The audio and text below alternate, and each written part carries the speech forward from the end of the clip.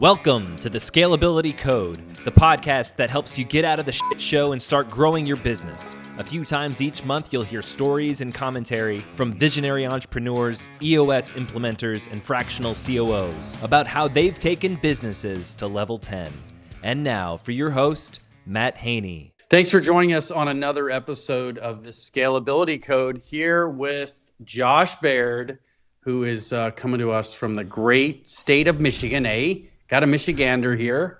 And we're going to talk today, as we do with other visionary entrepreneurs, with fractional COOs, with EOS implementers. Josh is a part-time EOS implementer, has a great story from where he came in the big med device world to being an entrepreneur to now being an EOS implementer. So Josh, thanks for joining us today. You're welcome. Thanks for having me. You got it, man. Well, Josh and I share we found each other through a mutual connection. Ashley Hills, who Ashley will see this, has worked with me for a couple years, and she worked with Josh for a year. And a shout out to Ashley for helping me keep my shit together for the last 2 years and being a good influence on growing my practice. And I know Josh had a wonderful experience with her as well. So shout out to Ashley. Same here. I miss those daily interactions, Ashley. Awesome. Well, let's jump in. So let's give a little backstory. Let's talk about where you came from, and you can go as far back as you want to being a wee little lad if you want, or tell us how you kind of got to where you are today and your journey as an entrepreneur, kind of through your journey into EOS. Yeah. Well, I'd say probably a lot of my story. I'm a farm kid at heart, so I grew up on a little farm in southern Michigan, and my mom and dad had a nursery and landscaping business. We did a lot of different things, and I think that shaped a lot of the entrepreneur in me at a young age. And while I wasn't involved in kind of the business side of things, I watched and was part of all the struggles. I always had some side hustle, whether it was selling goldfish from the pond that I grew to selling worms to waiting on customers. Like I always had this thing for, I don't know, creating value of some sort. I didn't realize what it was at the time, but that's awesome. And then from there, you might be the first person I've ever talked to or known that sold goldfish. But I love that. I mean, hey, if people are buying goldfish, we might as well grow them and sell them. Yeah, we had goldfish in the pond. Yeah. And I remember looking at those and I thought, this is really cool. So I went and got we had an old horse tank, filled it up with water, put it on the sales lot that mom and dad sold nursery supplies from, and slapped a piece of paper on it and said $1 a piece. I love it. Cost of goods sold, 0. Yeah, that's right. No cogs. The fun of catching them. That's so good. You just scooping them out with a little skimmer net and moving them over to the tourist trough? Oh, no, these were these were, 10-inch type. Yeah, I caught them with fishing poles and put them in a net. That's so great. Yeah. And what were people using them for? Putting them in their stock ponds? Or these were the redneck days of koi. Yes, that's so cool. Before koi were cool, they were goldfish from a pond in Michigan. And then they just grow and grow and grow and become these massive fish that sit there and they've got to be from the carp family, right? They got a same mouth. They're carp, right? They're a really pretty carp. Yeah, They've got that same little mouth and same hard-looking body. Interesting. I learned something new today. Koi are in the carp family. Totally. Deep thoughts. Yep. All right, sorry, I derailed you. So grew up in Michigan on a farm. Mom and dad were entrepreneurs in the landscape business, and you are a little entrepreneur at heart as well. That's awesome. Yep. And then I don't know. I don't know how interesting life is. Went to Michigan State, met my love of my life there, and then kind of launched into the world with this. I had this thought that I was going to teach and coach, and life has this way of zigging and zagging. And that's right. I left there, and my first job out of school was I was a foreman in a steel mill in Detroit, and that kind of I guess launched this thing that I loved. I loved kind of the intersection of really hard stuff, big problems that nobody else wanted to solve, and those things that took people. And that's kind of what if somebody were to ask me, like, what do I love? I love problems and people, and you put those two together, and That's just what I did. Yeah, give me an example, because I think that's fascinating, and I'm going to pick on it for a minute. big problems that take people to solve, right? That's what you said. Like, give me something that says, hey, here's an example of what that's looked like in my career, or I don't know, or just because I agree with you, and I'm going to tag on to what you're saying. Yeah, I would say, probably one of the coolest opportunities that I had was in my days at Stryker, and we had a large product line that got pulled from the market by the FDA, and so I got tapped to figure that thing out. So I was essentially given all the resources that I need and said, build a team, fix this thing, and bring it back to market. And what was the thing? Like, what was the challenge, the market issue that you guys were facing? Yeah, so it was a medical device called the Neptune. It was think of it as it's kind of like a shop vac for the OR. And we had some misuse issues. We had some adverse events with patients. Essentially, we had to redesign the entire thing. We had to recall every unit that we had around the world. How many was that, more or less? So we were just about 15,000 units around the world. Wow. And you had to recall them, which means you had to pull them back, or just tell them to discontinue using them? We had to pull them back. We had to pull them out of them in your hands. We had to get them Otherwise, out. There's a risk they keep using them, right? And that's right. Bigger issues come. Wow. That is a big problem. So we had to stand up. We stood up. We kind of put together this. It was probably one of the funnest things. It was one of the harder things that we did, but one of the coolest things with a group of people that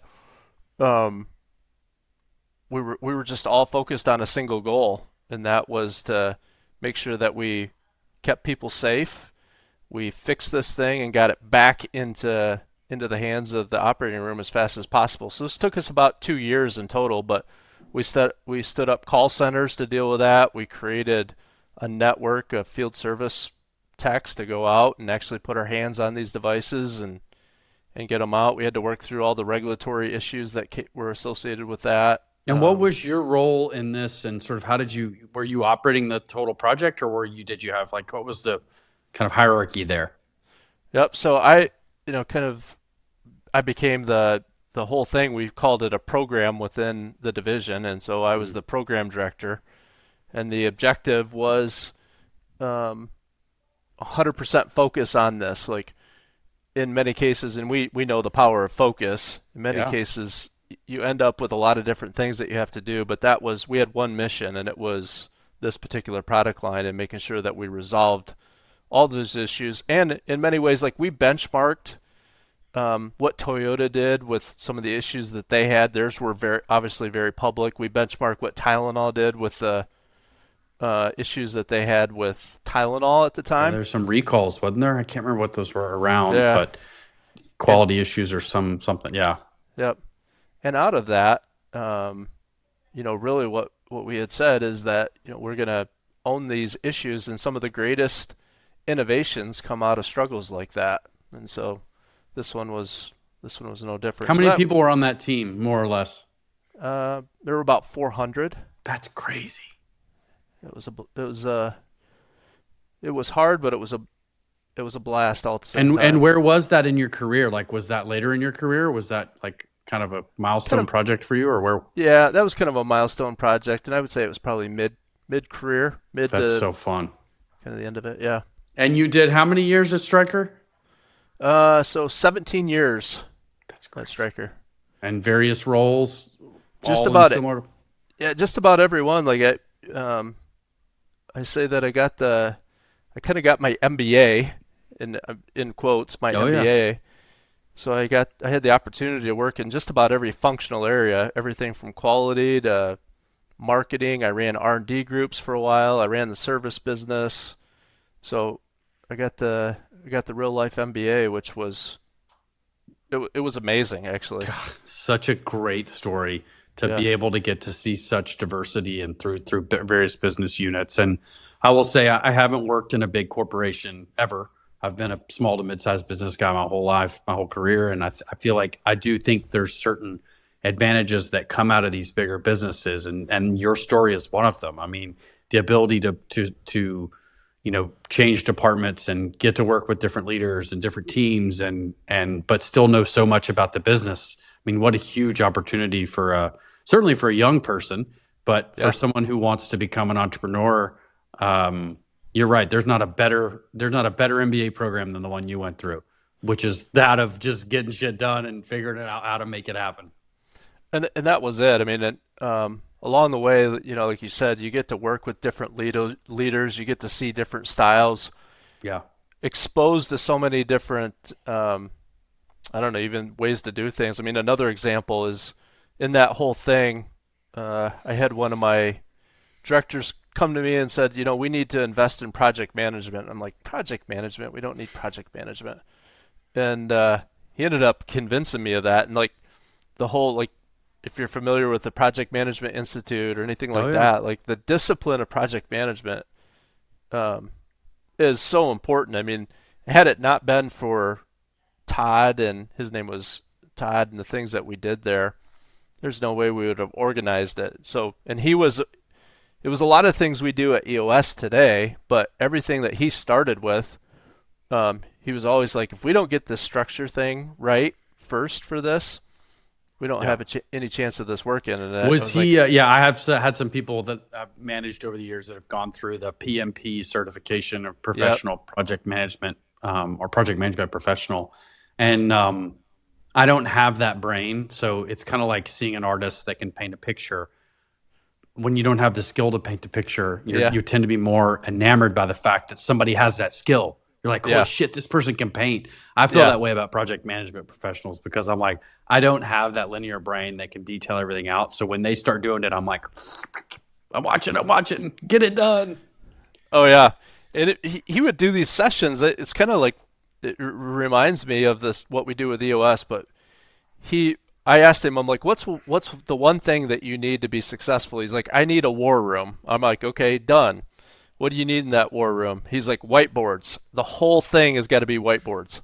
You're like, check, I'll make it happen. So we did, and Matt, we'd spend these all day sessions, and he had markers, and I mean, the collaboration that would happen, that was a lot of the, what I would say was the magic is pulling people together, collaborating.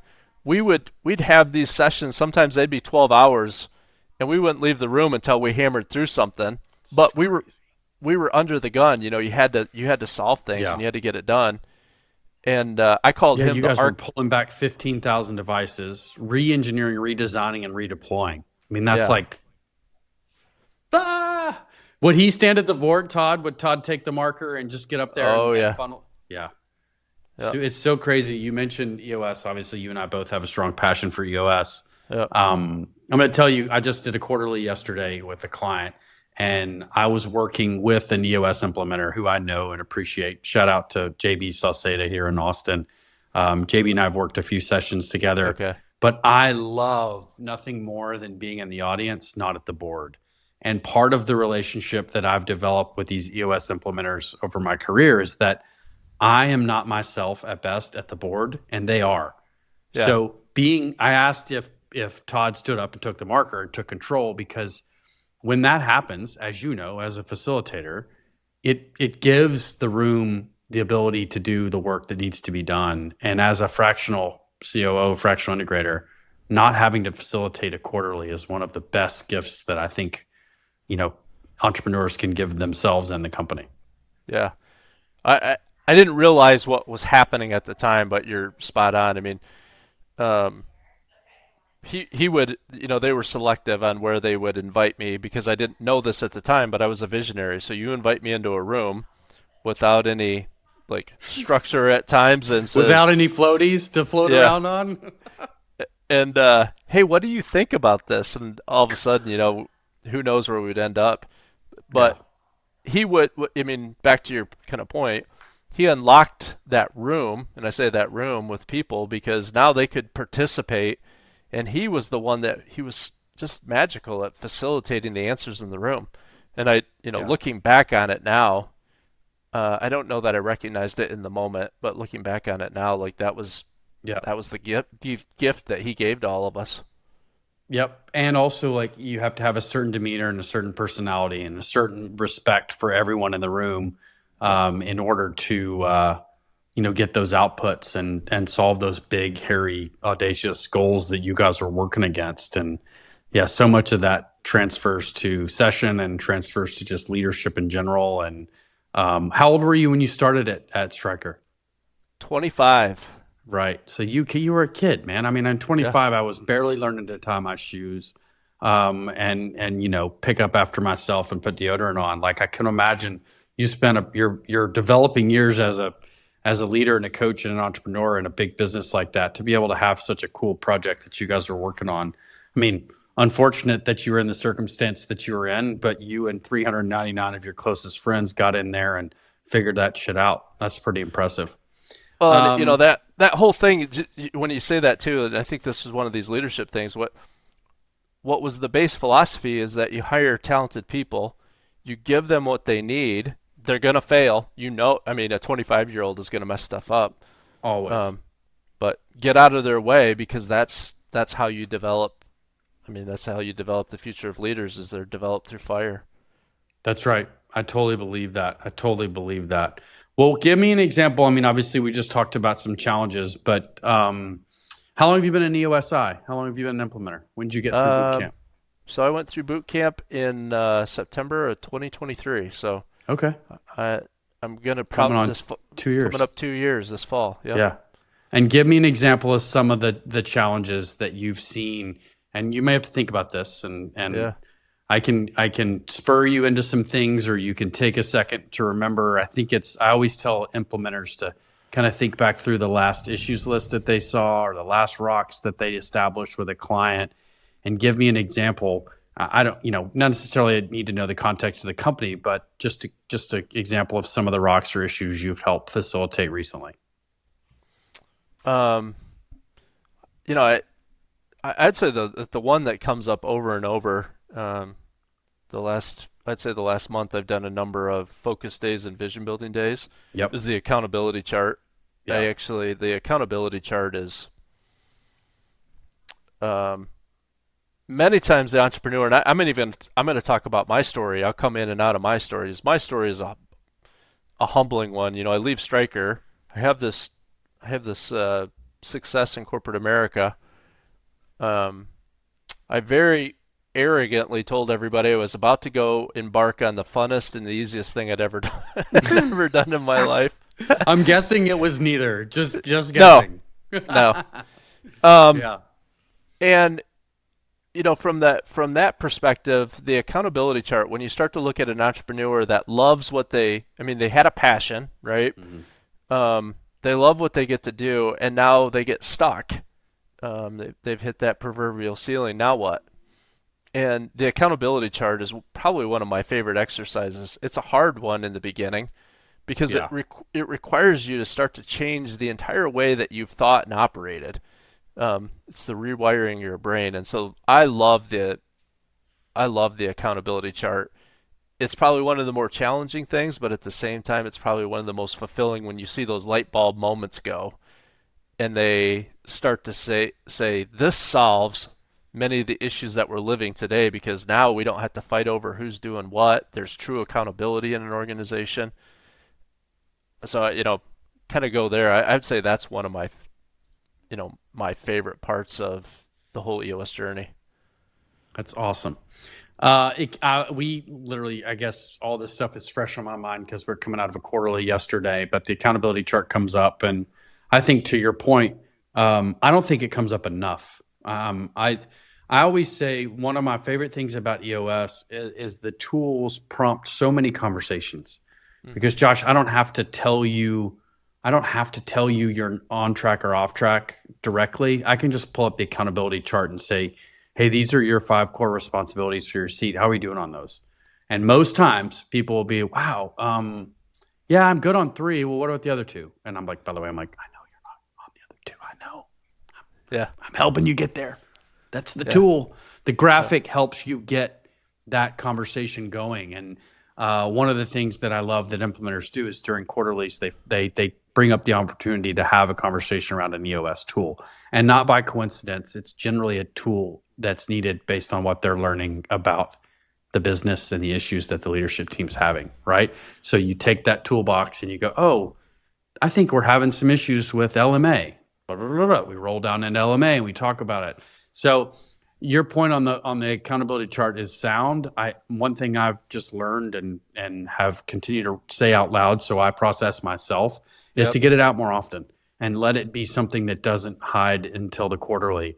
Rather, using in part of your L10. One of my clients on the leadership team yesterday said, I feel like in all of our L10s, all we do is IDS. We IDS issues, but we don't ever go back and look at the VTO, which was like a bong hit on my head when they said we're not using the VTO enough, or we're not using the accountability chart enough. So, to just jump on what you're saying, I think making sure that we're taking the time and giving ourselves the space to go up on the business using these tools instead of always being focusing on issues and solving all the time. And I'd say that is another part of it. I mean, in my journey on this whole thing as an entrepreneur myself, is you spend so much of your time and your energy inside of the business, and that's precious when if you can actually pull out and then kind of fly up and work on the business. Like you said, the value is having those conversations, because when you're in the business every day, you're not stopping. Yeah. You're just so consumed by it. You are listening to the Scalability Code. I'm your host, Matt Haney, founder of Sinclair Ventures, and we help visionary entrepreneurs like you get out of the show and focus on growing your business. We offer fractional COO and leadership coaching services that free up that brain of yours to focus on what's next. Learn more about us at sinclairventures.com. Now back to it. Well, I don't think you told us about your business, your entrepreneurial business. You told us it was going to be the funnest and easiest thing you've done, but I don't think you told us what your current business is, or what that exercise or experience was. Yeah, so I'll go back. I kind of thought I was going to teach and coach, so now I get to teach and coach in a different way. So I bought a dome. So I don't recommend buying a big inflatable building, but that's what we did. We bought a dome and 15 acres, and from there we launched what was the vision, was to create this place where we could take sports back, give it back to the kids for what it was intended for. One of those things is fun, and the other one is the development of life lessons, because most of us aren't going to go make our livings off of sports in our life. And right, it ends after high school or middle school, and you just kind of Yep. So we did, I did that. My first employee was a lady named Anne Marie, who's now my integrator. And I affectionately say that she's the reason that the dome's still standing and I'm not dead. Shout out, Anne Marie. Oh, totally. But the interesting thing going into this, where my story gets really humbling, is that my wife was the first employee of EOS worldwide.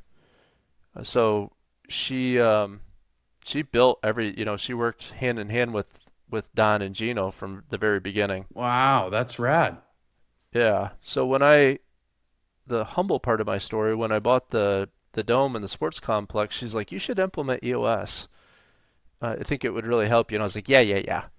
I don't need your help. I don't need that system. I've done stuff before. I've been successful. Yeah, I led a team of 400 people. I'm good. Yep. So about 3 years in, I'll never forget, I just told the story today. I walked in, had a meeting with a guy, back to the farm kid. I can outwork, outwill, and outlast anything. It's kind of been my mantra. Yeah. And I looked at the guy and I'm like, I just need a second. And so I went and I puked in the trash can. It was just exhaustion. Yeah, just spent. Oh, it was. And that night I went home and just frustrated. I mean, I'm an acquired taste, Matt. I know the feeling.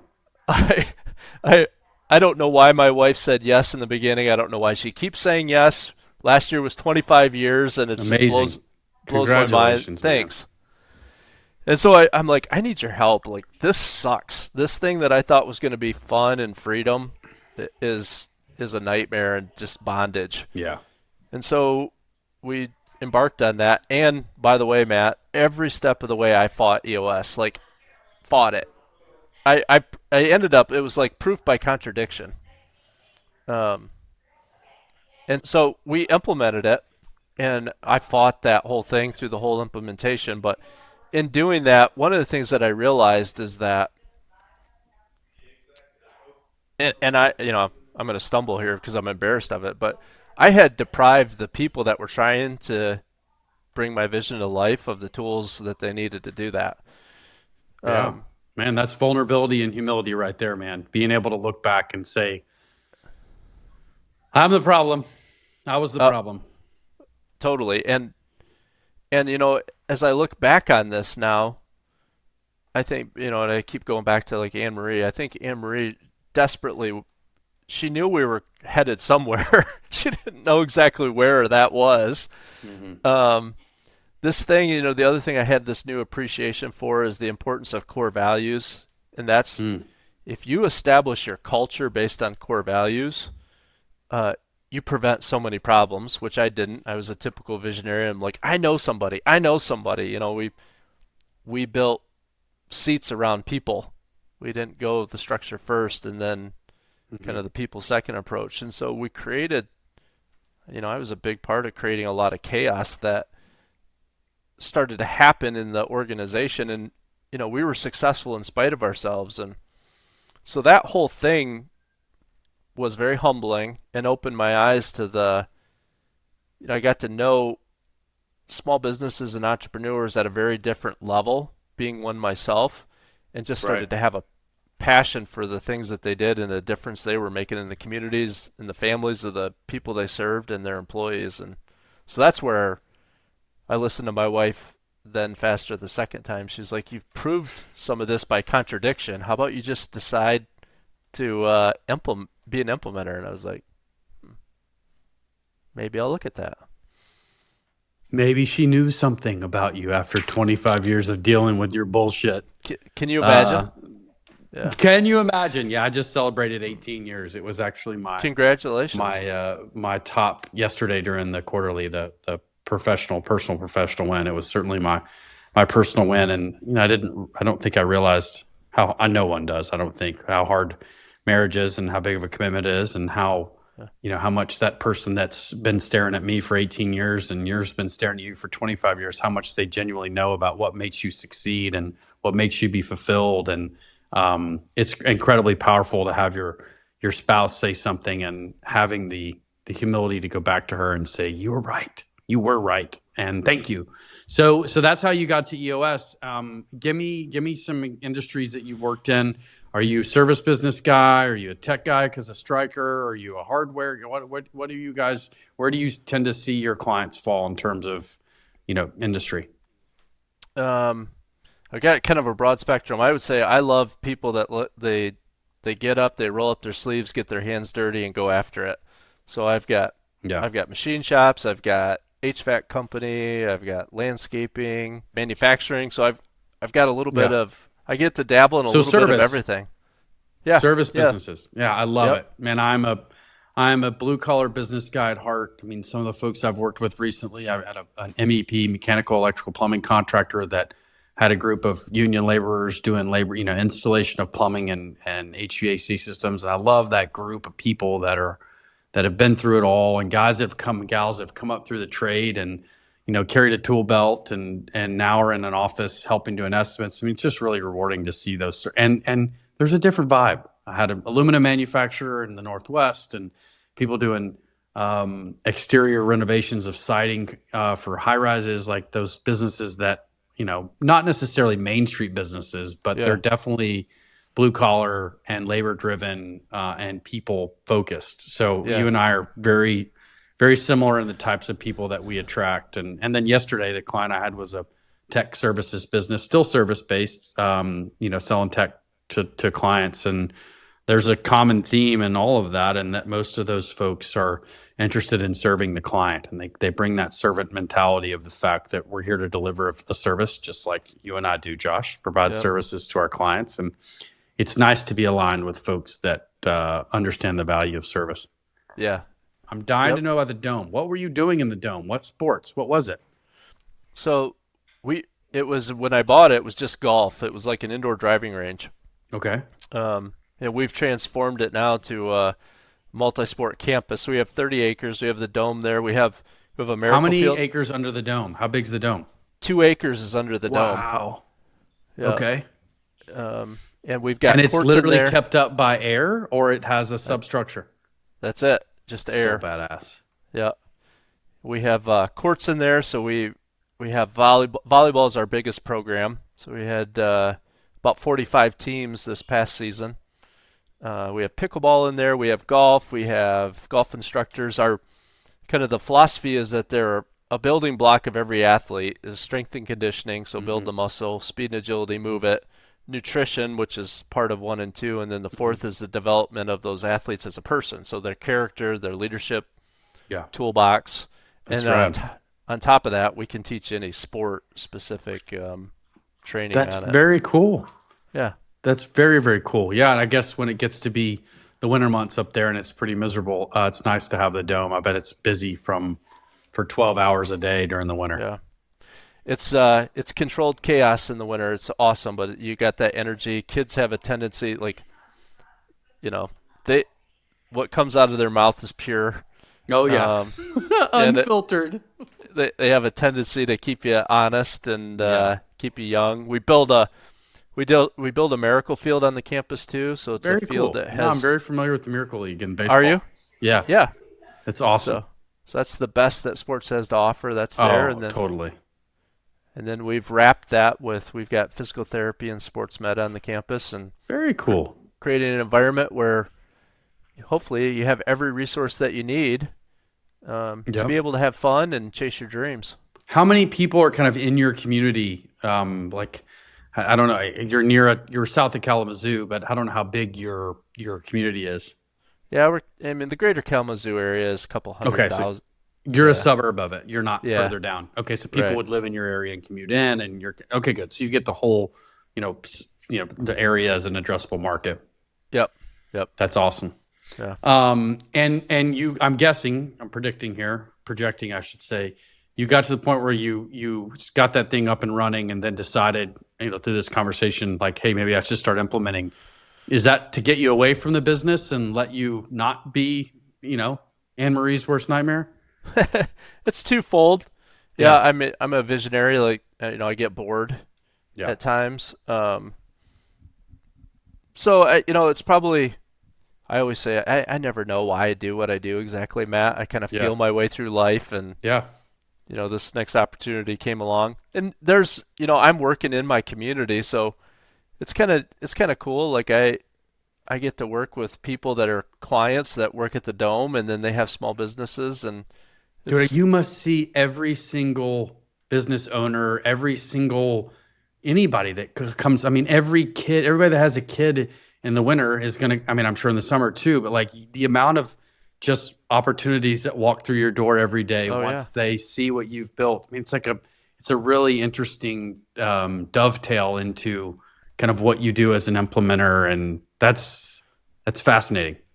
I think some of this has been clarifying too. Like at the end of the day, what's one of the things I really value? Like I love community, and I think that we're losing some of that sense of community. I go back to that farm days. My dad and grandpa always used to say, "You're only as strong as your neighbors." Yeah, and we relied on our neighbors much differently than we do today, and that sense of community, whether that's there in that sports community or this kind of entrepreneurial small business community, I love that. Like it's something that's worth investing in and fighting for.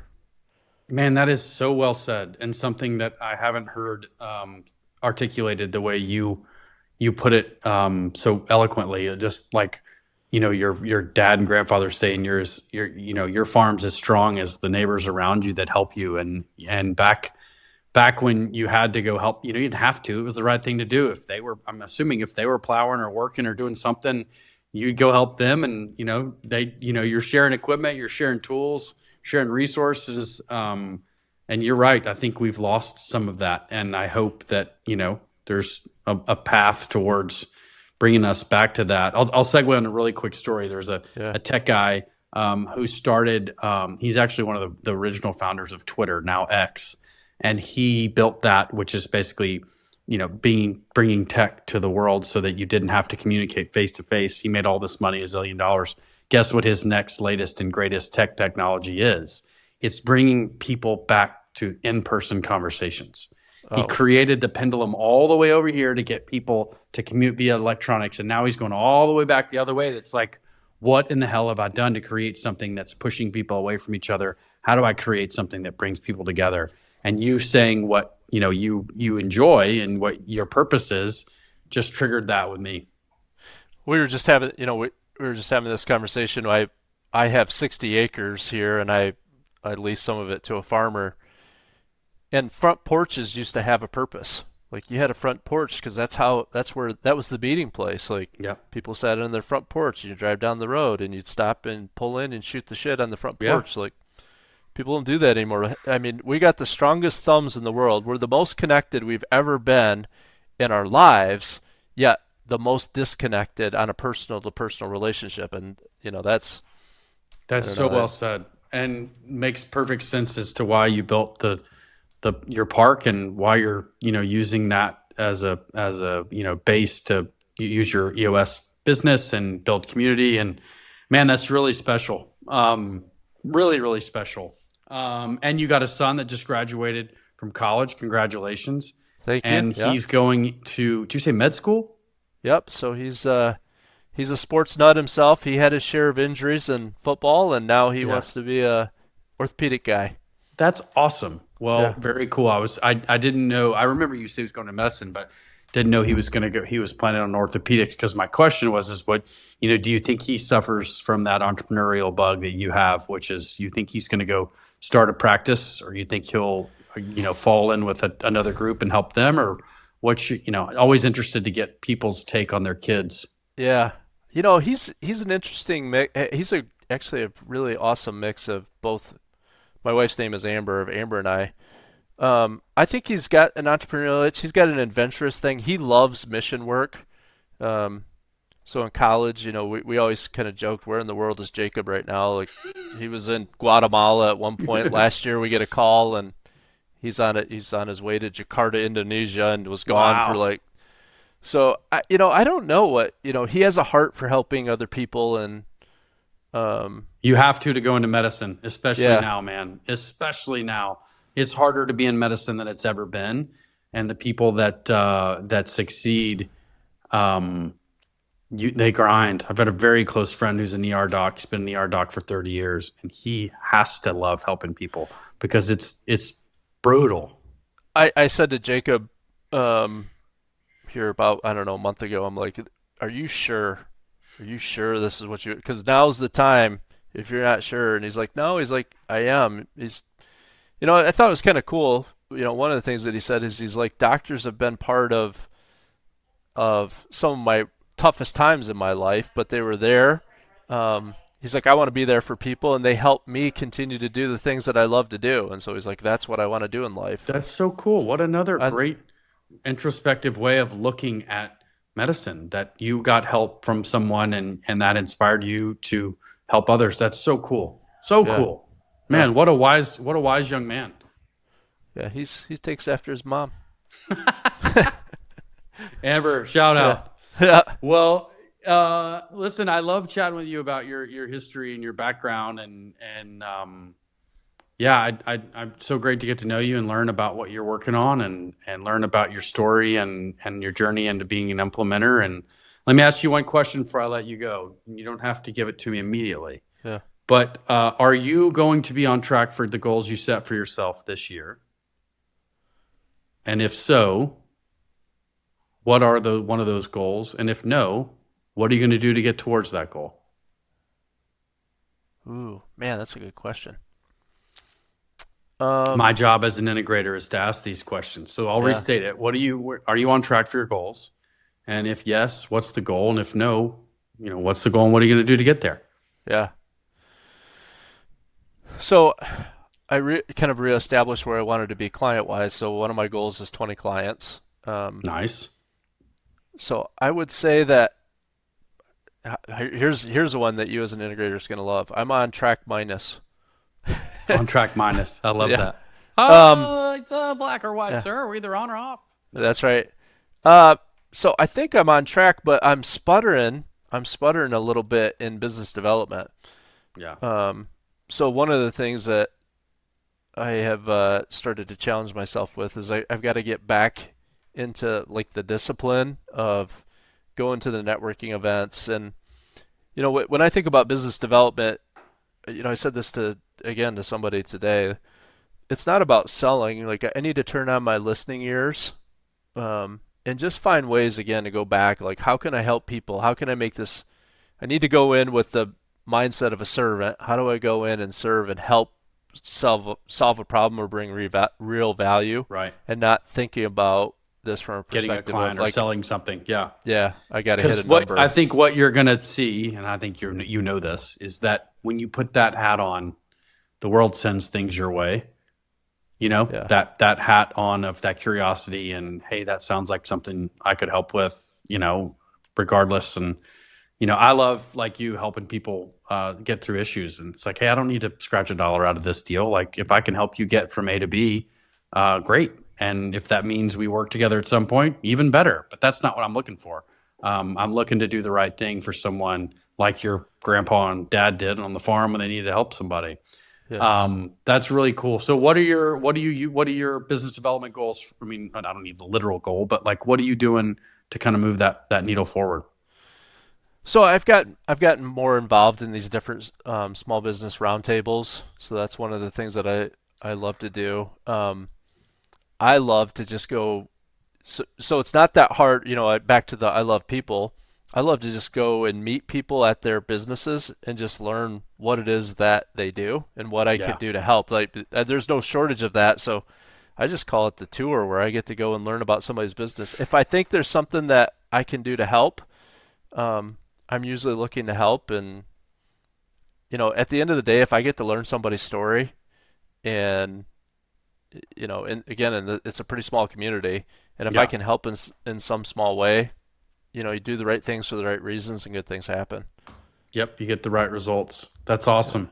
Well, hey, thank you so much for your time today, Josh. Thanks for joining us in the Scalability Code, and I'll share this with you, and you can share it out. And I think this would be a great story for people to watch, and make sure you use this as a business development tool. Push people to have these conversations and look at this and read it and listen and watch. And I really appreciate you joining us today. Yeah, and I would I appreciate you having me here, and I would love to spend some more time. And I didn't feel like I get to learn anything about your story. Well, I will tell you all of it, but all the people listening know about my bullshit. So I'm glad to hear that. My goal was to ask you questions, and you answered those. And I'd love to share more about what I do. And I will take 1 minute, so maybe we can weave this in somewhere. So as a fractional COO, for the last 7 years, I've had about 17 engagements where I've worked coming in as a fractional, taking the EOS vision and implementing it to the ground. And I love it. I love what I get to do. My engagements tend to be 6 months to 18 months. Rarely are they rarely less than 6 months. And I basically, sit in that second in command seat for a period of time while we try to figure out what the longer term solution looks like to replace me. So I get to start the conversation with the visionary about, I'm not your forever. So we can have a different conversation than you can have with your forever, because I'm not trying to marry you. I'm not trying to stay in this forever. I'm not trying to tell you I'm going to be here forever. I'm telling you I'm here for this long. And please take my advice on some things. Don't take it on others. But the real reason I'm here is because you need something different than what you had yesterday. And I do my best work with people who are curious. And I do some of my worst work with people that are critical. And you quickly know which way someone's going to be. So lead with curiosity instead of criticism is something I always try to focus on, and try to get people to really be a part of their mantra, if not their core values. That's really good. It's really cool, man. It's really, really cool. So I say it's part therapist, part leadership coach, part COO, part, confidant. And, building leadership teams is my jam. It's what I love to do. I mean, I think I've hired 50 plus people, maybe more, and getting them in the right seat, getting them onboarded for success is one of the things that just gets me really fired up, is making sure that, a lot of times I get to keep the visionary in the corner. I'm like, hey, the last two people have not been successful, and there's one commonality, and that's that you hired them. So let's let the team hire them, and let's let us manage them and train them, and then set those expectations accordingly. So hiring is something I'm really passionate about, and just getting people out of the shit show. If you check on my website, I always say, I'm from the shit show. I've been there. I've missed payroll. I've failed. I've flushed money. I've won. I've succeeded. I've done all of it. And helping people get out of that shit show is a lot of fun. And EOS is one of the tools that helps me get there. Yeah, that's awesome. Cool. Well, thanks for your time, man. I really appreciate it. Thank you for listening to the Scalability Code. If you made it this far, please follow the show on Apple, Spotify, YouTube, or wherever you get your podcasts. Let's get out of the shit show together. We'll see you next time on the Scalability Code.